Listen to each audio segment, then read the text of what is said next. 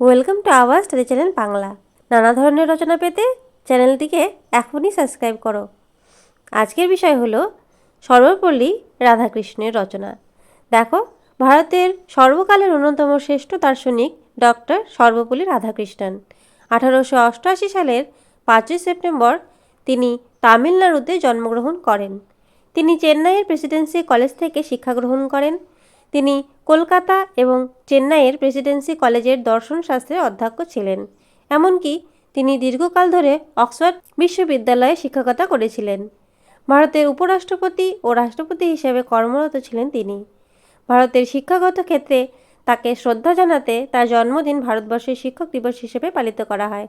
1931 সালে তাকে British knighthood উপাধিতে সম্মানিত করা হয়। 1954 সালে তাকে ভারতরত্ন উপাধিতে ভূষিত করা হয়। 1975 সালে 17 এপ্রিল তিনি পরলোক গমন করেন।